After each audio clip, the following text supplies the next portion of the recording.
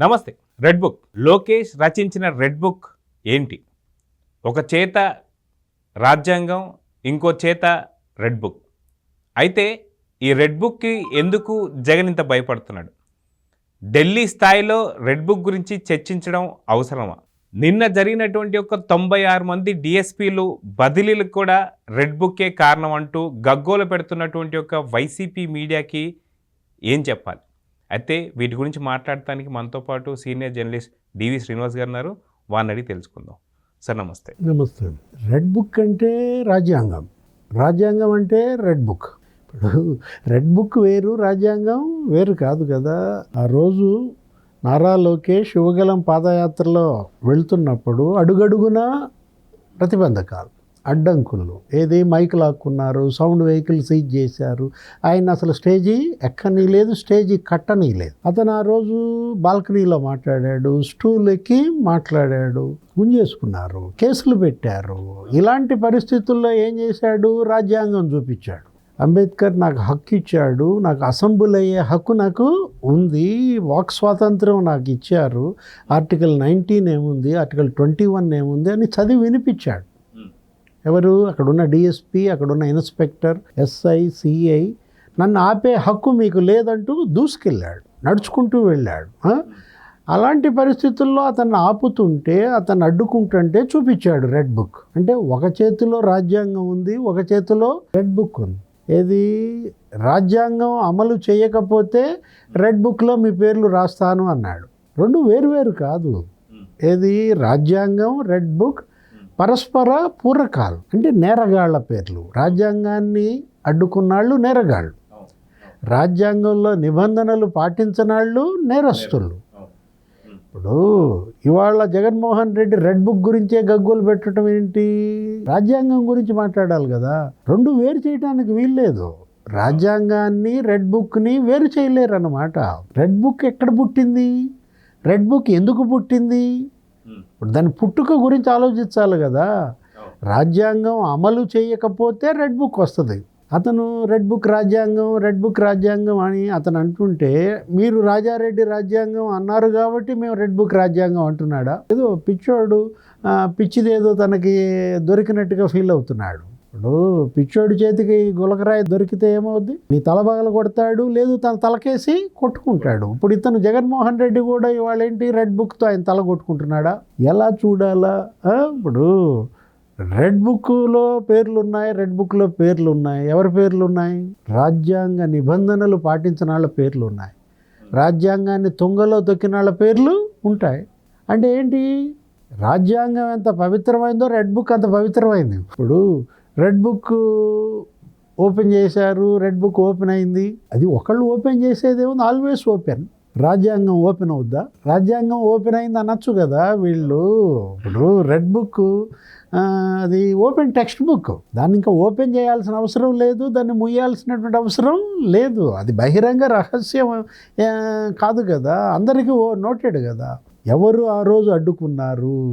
ఈ రాష్ట్రంలో గత 5 ఏళ్ల జగన్మోహన్ రెడ్డి పరిపాలనలో ఎవరు నేరాలు చేశారు వాళ్ళ పేర్లు ఉంటాయి, ఎవరు అరాచకాలకు పాల్పడ్డారు వాళ్ళ పేర్లు ఉంటాయి, ఎవరు నిబంధనలు అతిక్రమించారు, ఎవరు రాజ్యాంగాన్ని తుంగలో తొక్కారు వాళ్ళందరి పేర్లు అందులో ఉన్న దాంట్లో. నిన్నేంటి 96 మంది డిఎస్పీలు బదిలీ అయ్యారు, కొంతమంది సస్పెండ్ అయ్యారు, కొంతమంది విఆర్లో పెట్టారు, వాళ్ళ పేర్లు అందులో ఉన్నాయని. రెడ్ బుక్ ఓపెన్ అయింది ఈ 96 మంది అందులో వాళ్ళే అని తెలుస్తున్నారు. ఇలా అనడం ద్వారా ఆ 96 మంది మద్దతు పొందే పని కుట్ర. జగన్మోహన్ రెడ్డి ఢిల్లీ వెళ్ళి అందరికీ రెడ్ బుక్ అని అక్కడ చెబితే, రెడ్ బుక్ అతనే ఒక బ్రాండ్ అంబాసిడర్గా మారినట్టుగా ఉంది. రెడ్ బుక్ అంటే భయపడుతున్నారంటే మీరు నేరస్తులు. ఎవరు భయపడతారు? రాజ్యాంగం అంటే ఎవరు భయపడతారు? నేరస్తులు. ఇవాళ పిఎస్ఆర్ ఆంజనేయులు భయపడుతున్నాడా? సంజయ్ భయపడుతున్నాడా? సునీల్ కుమార్ భయపడుతున్నాడా? ఇప్పుడు అప్పుడు పాల్పడిన 29 మంది ఐపీఎస్లు భయపడుతున్నారా? కొల్లి రఘురామిరెడ్డి, రఘువీరారెడ్డి, పరమేశ్వర్ రెడ్డి, తిరుపల్ రెడ్డి, రిశాంత్ రెడ్డి, వీళ్ళందరూ పేర్లు అందులో ఉన్నాయనా? రెడ్ బుక్ ఇవాళ ఓపెన్ అయ్యేదేంటి? రెడ్ బుక్ని నారా లోకేష్ ఓపెన్ చేయడం ఏంటి? అసలు రెడ్ బుక్ని ఎలక్షన్ కమిషనే ఓపెన్ చేసింది. ఎప్పుడైతే సెంట్రల్ ఎలక్షన్ కమిషన్ ఏది సిఈసి, ముఖేష్ కుమార్, మీనా ఎక్కడ ఆంధ్రప్రదేశ్ ఎన్నికల ప్రధానాధికారి, అక్కడ కేంద్ర ఎన్నికల ప్రధానాధికారి రాజీవ్ కుమార్, వీళ్ళందరూ వాళ్ళే అసలు ఓపెన్ చేశారు రెడ్ బుక్. అప్పుడే 22 మంది ఐపీఎస్లు పక్కన పెట్టారు కదా, మొత్తం 42 మంది డిఎస్పీలను పక్కన పెట్టారు కదా. ఇదంతా ఎందులో ఉందో వాళ్ళందరి పేర్లు రెడ్ బుక్లో ఉన్న పేర్లే కదా. అంటే రెడ్ బుక్ని ఇంక కొత్తగా ఓపెన్ చేయాల్సింది లేదు, రెడ్ బుక్ని ఎన్నికల సంఘమే ఓపెన్ చేసిందనే తెలుసుకోవాలి జగన్మోహన్ రెడ్డి. ఇప్పుడు ఆ రెడ్ బుక్ హోర్డింగ్ల గురించి మాట్లాడాడు. ప్రతి చోట రెడ్ బుక్ హోర్డింగ్లు పెట్టారు, రెడ్ బుక్లు హోర్డింగ్లు పెట్టారు అన్నాడు. ఏముంది ఆ హోర్డింగ్లో? రెడ్ బుక్ అనే హోర్డింగ్లో రెడ్ అంటే రెసిలెన్స్, ఈ అంటే ఎంపవర్మెంట్, డి అంటే డెవలప్మెంట్ అని చక్కగా రాశారు. కనపడలేదా? అది చూపిస్తాడు అక్కడ అఖిలేష్ యాదవ్కి, లేకపోతే సంజయ్ రౌత్కి, ఆ తంబి దురై, అక్కడ వచ్చినటువంటి ఆ జాతీయ నాయకులకి వాళ్ళు నవ్వుతున్నారు. అతను చూపించే ఫోటోలో హోర్డింగ్లో ఏముంది? రెడ్ బుక్ ఉంది కరెక్టే, కానీ స్పష్టంగా ఆర్ రెసిలెన్స్, ఈ ఎంపవర్మెంట్, డి డెవలప్మెంట్ అని ఉంది. అఖిలేష్ అందుకు కాదా నవ్వుకుంటూ వెళ్ళిపోయింది, సంజయ్ రౌత్ తల బాదుకుంది అందుకు కాదా. ఇప్పుడు రెసిలెన్స్ అంటే ఏంటి మీనింగు? పునాదుల నుంచి పునర్నిర్మాణం, నువ్వు చేసిన ధ్వంసం నుంచి నిర్మాణం వైపు రెసిలెన్స్.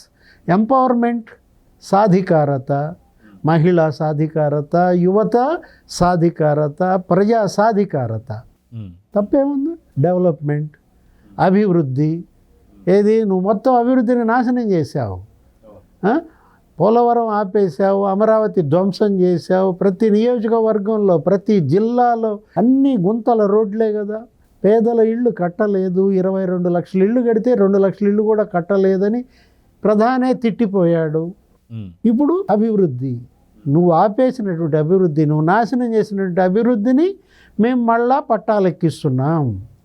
ఇంకా రెడ్ బుక్ అబ్రివేషన్ అదైనప్పుడు రెడ్ స్పష్టంగా ఆర్ రెసిలెన్స్, ఈ ఎంపవర్మెంట్, డి డెవలప్మెంట్ అని వాళ్ళు హోర్డింగ్లు పెడితే, అది తీసుకెళ్ళి నువ్వు ఢిల్లీలో పంచాయతీ పెడితే నవ్వుతున్నారు. భయపడుతున్నావు ఎందుకు భయపడుతున్నావు? ఇప్పుడు నీలో భయాన్ని ఇవాళ బయట పెడుతున్నావు ఇలా రెడ్ బుక్ ద్వారా. అయితే గతంలో చూసుకుంటే చంద్రబాబు నాయుడిని కూడా మనం పట్టించుకోవాల్సిన అవసరం లేదు, మనకు 151 సీట్ల మ్యాండేటరీ ప్రజలు ఇచ్చారు, ఏపీ ప్రజలు ఇచ్చారు కాబట్టి అసలు మనం చంద్రబాబు నాయుడినే పట్టించుకోకూడదు అని చెప్పేసి అనుకునేవారు. తర్వాత లోకేష్ గురించి వచ్చేసరికి లోకేష్ గురించి చాలా రకాల బాడీ షేమింగ్ చేశారు, ఎన్నో రకాల విమర్శలు కూడా మనం చేశారు. ఎప్పుడైతే యువగలం స్టార్ట్ అయిన తర్వాత ప్రతిబంధకాలన్నింటినీ కూడా ఎదుర్కొంటూ వెళ్తూ ఒక పక్కన ఒక చేత్తో కాన్స్టిట్యూషన్, ఇంకో చేత్తో రెడ్ బుక్ చూపించినటువంటి ఒక లోకేష్ గారిని, ఆ లోకేష్ గారు ఇచ్చినటువంటి రెడ్ బుక్ను కూడా చాలా రకాల విమర్శలు చేశారు. లోకేష్ రెడ్ బుక్ ఏం చేస్తాడు, దానిలో ఏం రాస్తాడు, ఎక్కడ పెట్టుకుంటాడు అన్న వాళ్ళ మాటలన్నీ అందరూ ఎవరైతే ఉన్నారో ఇప్పుడు వాళ్ళు ఇంత వణికిపోతున్నారు అంటే నిజంగా దీన్ని ఎలా చూడాలంటే? ఎక్కడ పెట్టుకుంటావు రెడ్ బుక్ అని అడిగారు. రకరకాల మాటలు మాట్లాడిన వాళ్ళంతా ఇప్పుడు ఎక్కడున్నారు? విదేశాలకు పారిపోయారా, ఇతర రాష్ట్రాలకు వెళ్ళిపోయారా, హైదరాబాద్లో తలదాచుకున్నారా? ఎవ్వరు లేరు అక్కడ.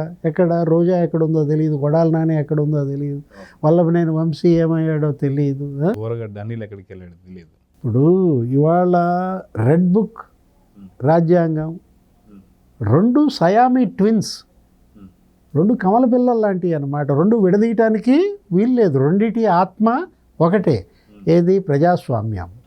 రెండిటి ఆత్మ ఒకటే, ప్రాథమిక హక్కులు. ఇప్పుడు అణిచివేతకి వ్యతిరేకం రాజ్యాంగం అయినా రెడ్ బుక్ అయినా.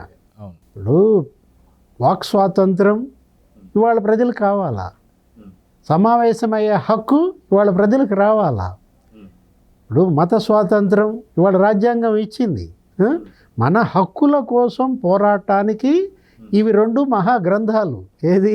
కాన్స్టిట్యూషన్, రాజ్యాంగము, రెడ్ బుక్ అన్నమాట. హక్కులు అంబేద్కర్ ఇచ్చాడు, హక్కులు నారా లోకేష్ నిలబెట్టాడు. తేడా ఏమీ లేదు. రెండింటిని నువ్వు వేరు చేసి చూడకూడదు. హక్కులు కల్పించింది ఎవరు? బాబాసాహెబ్ అంబేద్కర్. హక్కులు నిలబెట్టింది, హక్కులు నిలబెట్టుకోమని బోధించింది, తను నిలబెట్టింది ఎవరు? నారా లోకేష్. భయపడబాకండి.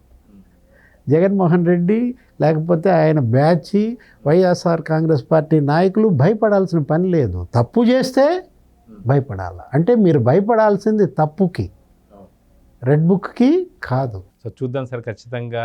ఎందుకంటే లోకేష్ గారు ప్రకటించినటువంటి ఒక రెడ్ బుక్కి బ్రాండ్ అంబాసిడర్గా జగన్ గారు మారి ఢిల్లీ స్థాయిలో దీని ప్రచారం అయితే చేస్తున్నారు. ఒకప్పుడు అసలు లోకేష్ బాడీ షేమింగ్ చేసినటువంటి వారే ఇప్పుడు భయపడిపోయి పారిపోతున్నారు. చూద్దాం ఏం జరుగుతుందో. నమస్తే.